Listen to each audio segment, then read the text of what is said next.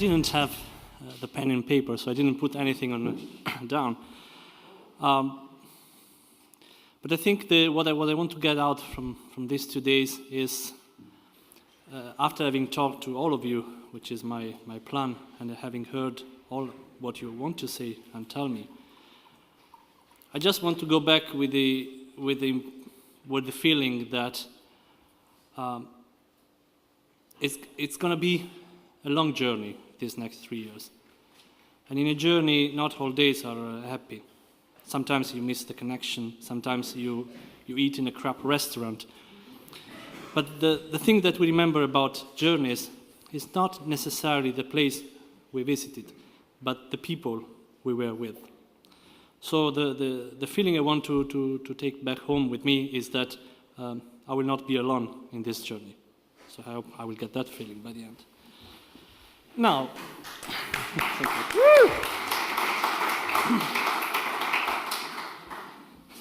path be with you. I will try today not to read my slides because you will get them, so it's not that interesting. I will try more to comment on some lessons learned already until now and things that will be coming. I was asked not to get into technical details of the conversation because then Rana will deal with that probably. I was asked by Rana not to talk about the data because he doesn't want me to talk about that. Okay, I will try to keep that promise. So what I want to basically to tell you today is after the pilot selection, is there anything that we can already learn compared to what we have been saying and talking about in the last 2 years? Is this journey, has the journey already started in terms of learning or not? In the past, we were saying and we were claiming that one of the reasons why this initiative was necessary was in order to address confusion, to address the issue of cost, to address the issue of free riders, and also to start putting some meat around the bones.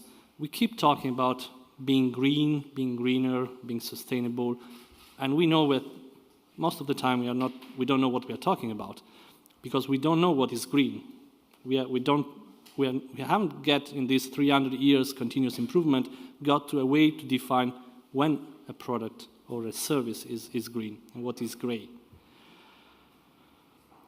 These are still objectives of this initiative.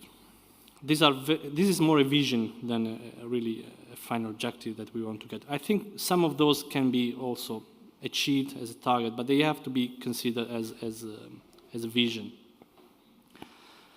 So the risk was that people would have not understood what we wanted to do, and this would have been reflected in either in number of applications or in the topology of applications.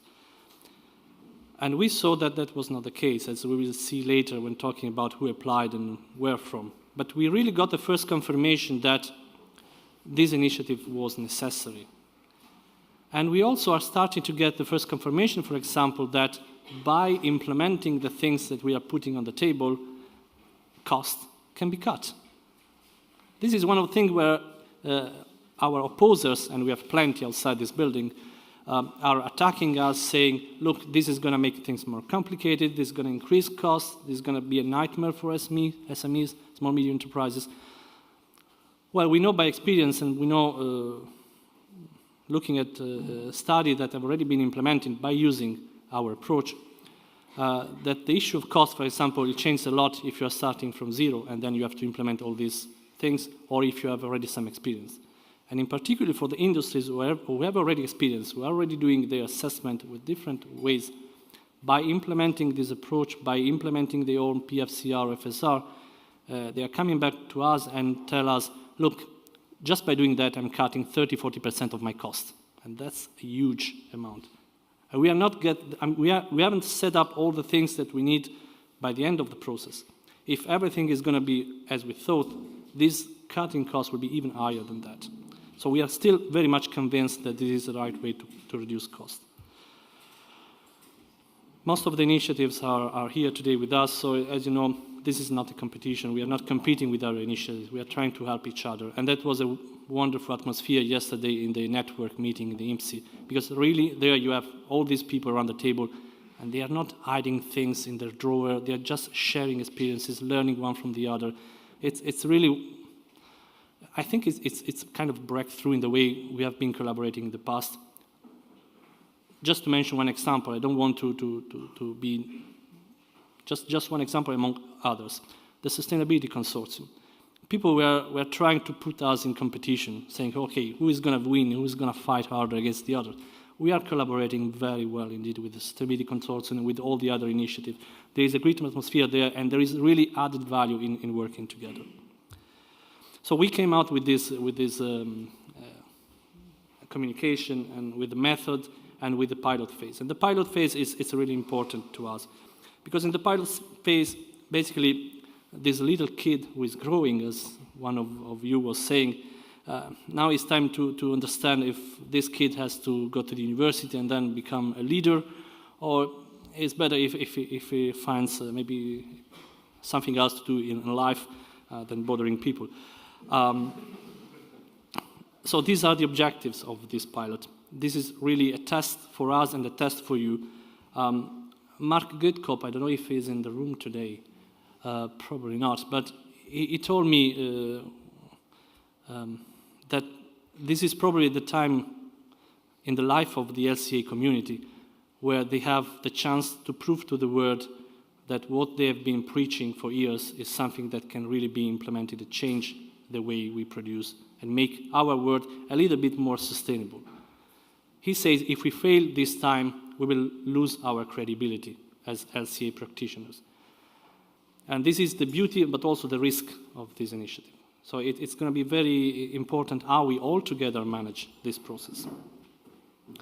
So you know, two call for pilots, one just finished in terms of the call at least, and another one coming forward very soon. You know the reason why we have distinguished these two sectors, the food from one side and all the rest on the other. It's not because food is worse or is better or anything else. It's just we have different initiatives, and there was the attempt to coordinate them. But it's also good because food is already showing the way forward, because they are already adapting the general PEF method to the food, feed and drink sectors, and that's the way we see we have to proceed in the future. PEF give us, and OIF give us a general structure, but then you have to work with your trade association, with your sectors, and translate them into things that is really worth for you. I have to compliment those who have been selected, because the criteria we had for the selection were very tough, and because the competition was very tough. You have seen probably the statistics about that. We got 90 proposals, which was many more than I was expected, many more that I wanted to read during my holiday period.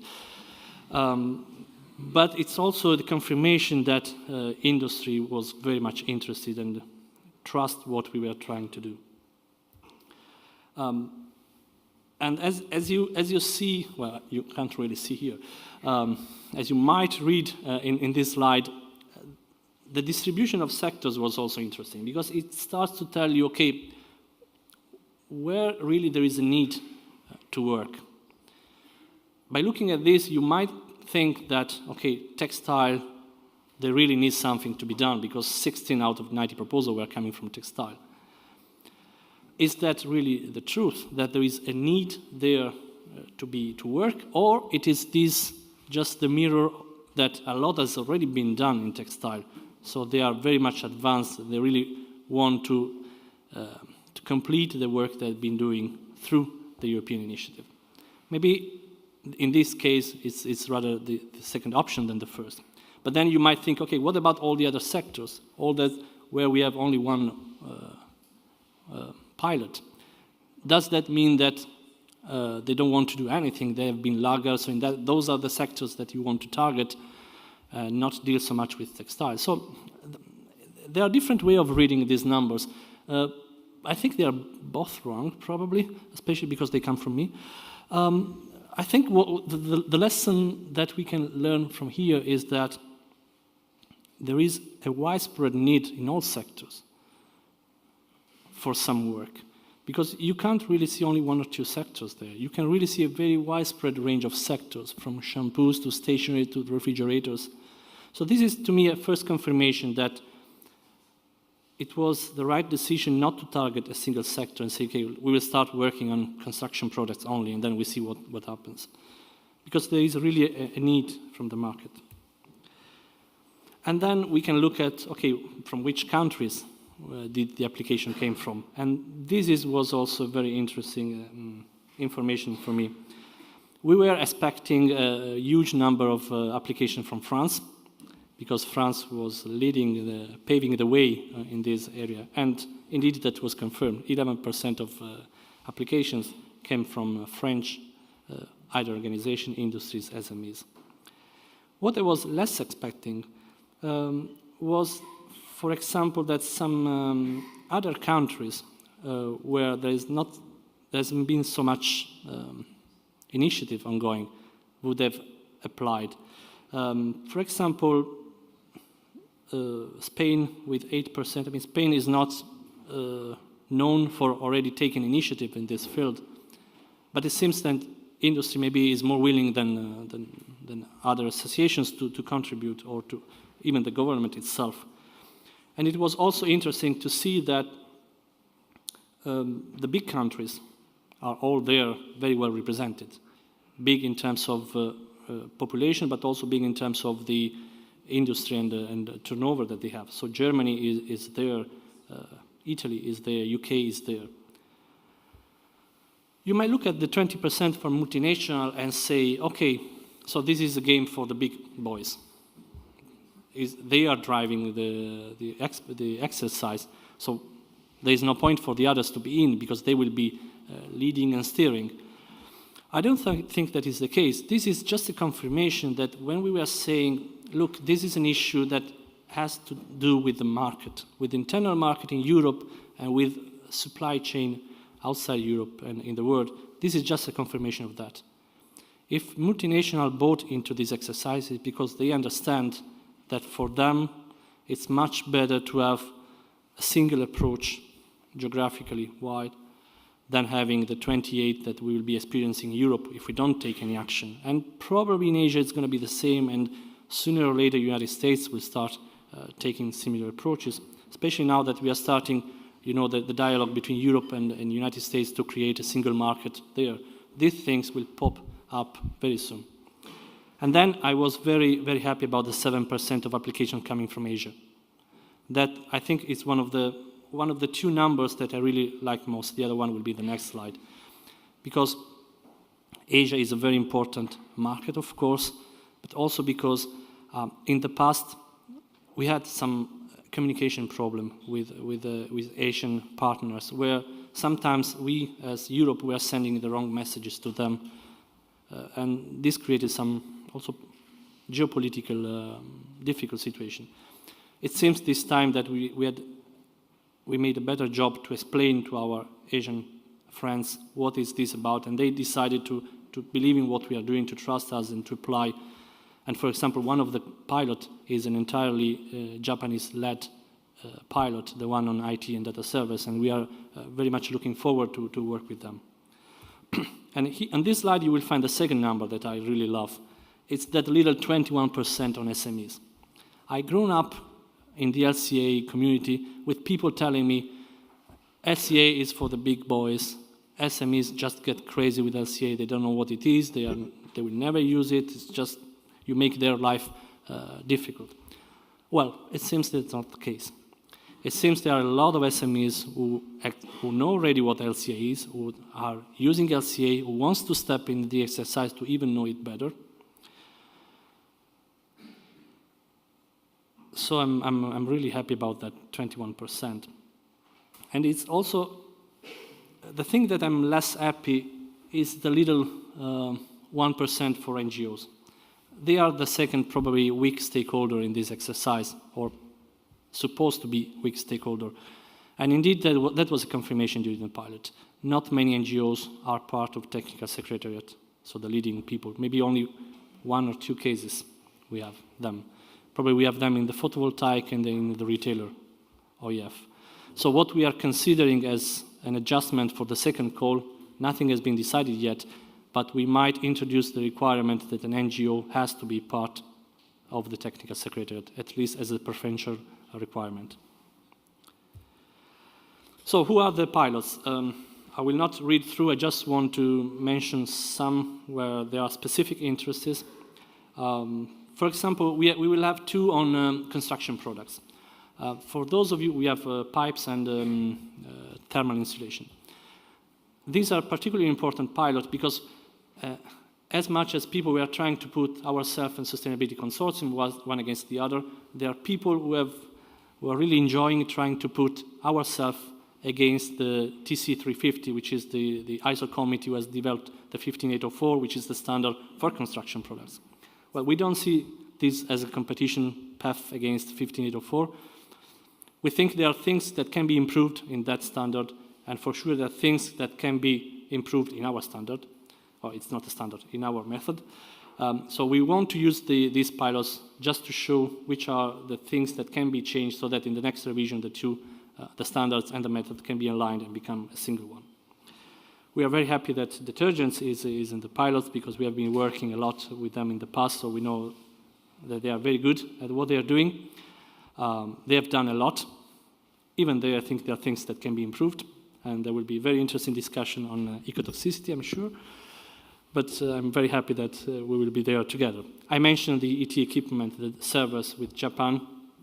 Leather is going to be a very fun one. We will start then later in next year together with the other food-related pilots because, as you know, our approach is a supply chain. So one of the key points is whatever rule you implement, it has to be the same along the supply chain. And as you know also, a lot of funny discussion in the past has been how we allocate carbon footprint between the meat, the milk, and the skin. And they've all agreed on a different rule, depending on what we're looking at, and that will not be possible. That's why we will have this discussion all together, because if we manage, they have to find an agreement on the same allocation rule for all emissions in the different product group. Then I am one of the, I think, the school example of how a pilot should look like is the photovoltaic one, because they really managed to put there all the main stakeholders. Maybe you have read on the newspaper that there has been some interesting discussion between Europe and China about the photovoltaic panels. Well, in this pilot, you will find all the major American producers, the European producers, and the Chinese producers together, and all of that led by the International Energy Agency. So I think this is really the spirit that all piloters should look at, and I'm sure that they will deliver excellent results.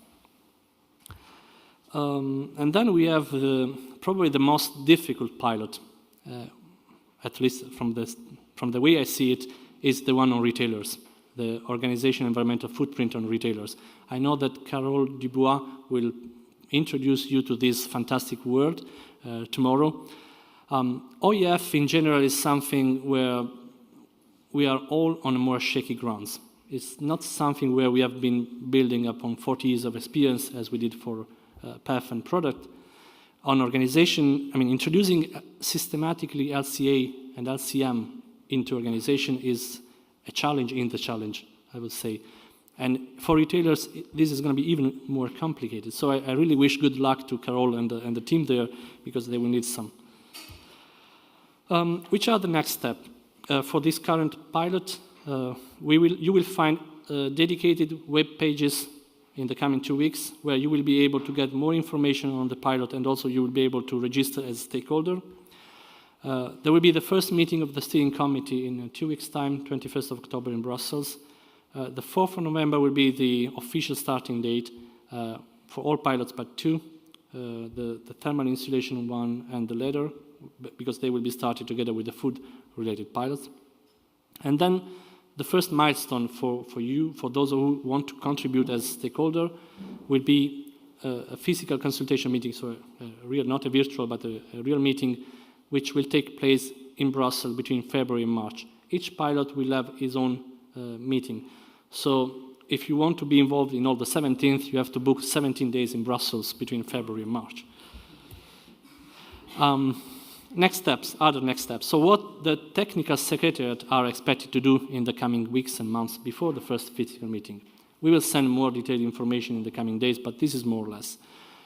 They will have to analyze the existing PCR, because we want to build on what already exists. We don't want to start from scratch. And to define better the scope definition, and also start looking at what's the representative product in Europe for that product group. Then, as said, the first physical consultation, it will be on scope and representative product. They will have to analyze the results of the first consultation and provide feedback on that. We are using wiki web pages because that's important for transparency reasons. All the comments will be visible there from all the stakeholders so that you can trace back who is saying what. And also the reply from the technical secretary will be uploaded there so that you can keep full tracking of the discussion. And then the steering committee will have to approve the scope and representative product definition. This steering committee plays a key role in this pilot, and I will say who they are in the coming slide. What about the second call? Pascal will probably also mention that in his speech. The second call will be on food, feed and drinks. It will also include packaging for food products and fertilizers in scope. Someone was asking me, for example, are hotels in scope of the second call, because they also have some food services. Again, we haven't yet decided, we have to discuss internally, but from my point of view, if the food service is prevalent, then they will be in scope of the second call. So I will say restaurant, yes, probably hotel, not. And indeed, some hotels already applied in the first call, but this is tentative. We can still discuss about that. The rules will be the same. Few adaptations are possible if there is a need. In terms of the timing, the second call will be launched very soon, but the end point will have to be the same. By the end of 2016, we have to complete the work. So this will put some extra pressure on the food sectors, but as they are very good, I'm sure they can deal with that. And then there is the bad news. The bad news is that I have limited resources as much as you have. And this is both true for money and people. And I think in this exercise, people is more important than money, I have to say. So we had 17 pilots all in all for the first call.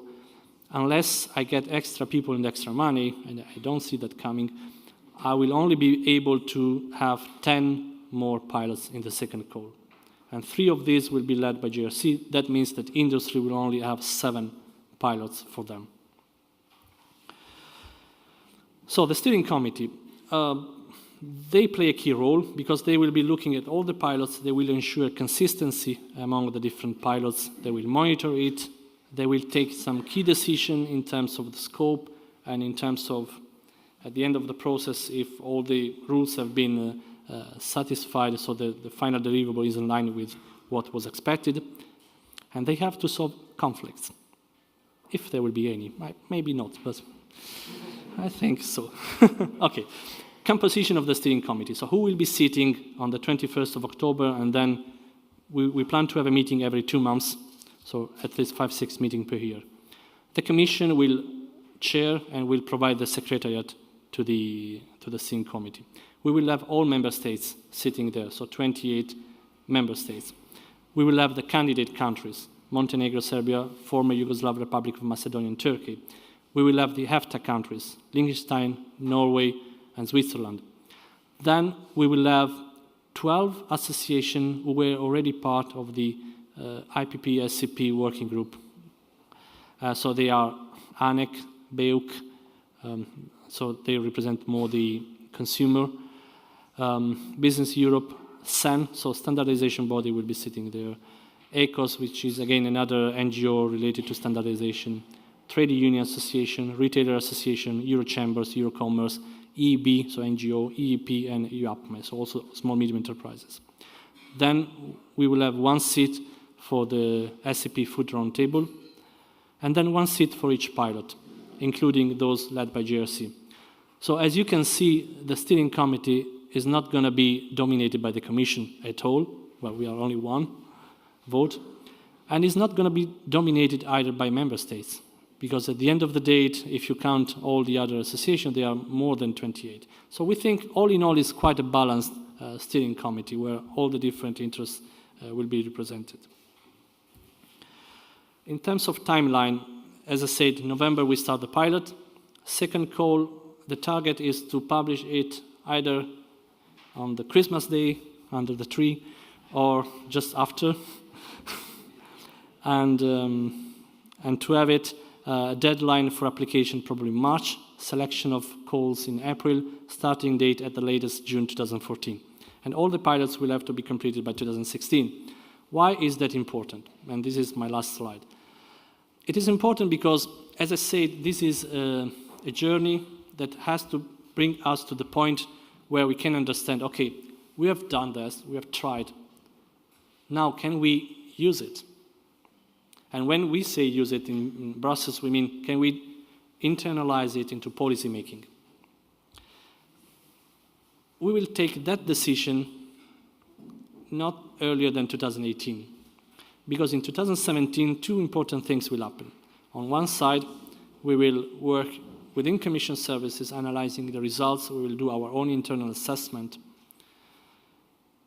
And on the other side, we are going to select a limited number of experts coming from worldwide, not only Europe, that will be our review committee.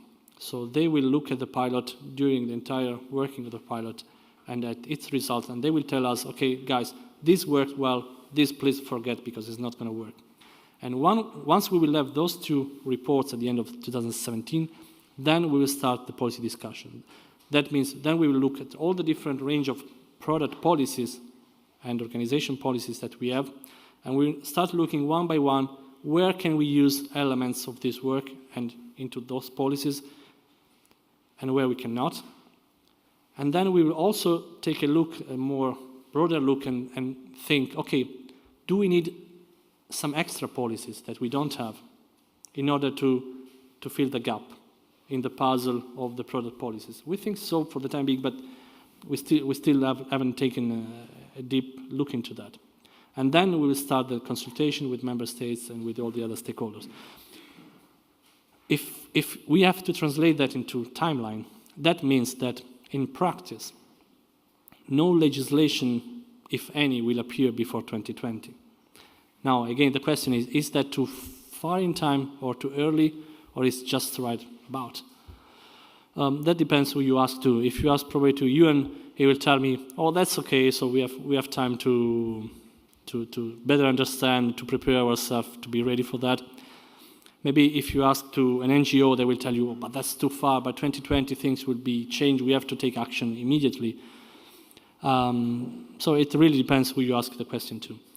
I think what is important from the Commission perspective is that we keep to be as transparent as we have been until now in this exercise. And I think transparency, and maybe sometimes being even politically incorrect, has paid off in terms of results, in terms of attention that we got, and also in terms of trust that we got from people. So we want to be transparent there. We want to say to industry and the other stakeholders, this is where we want to get in terms of journey, and these are the key milestones. And there is no decision already made. We can do the journey together, and you can help us to find the right solution for the different problems, or you can let us having the journey alone. In any case, this is a journey that we think it is important to take for the benefit of everybody. We want to take the journey with you so that we will never feel alone. Thank you very much.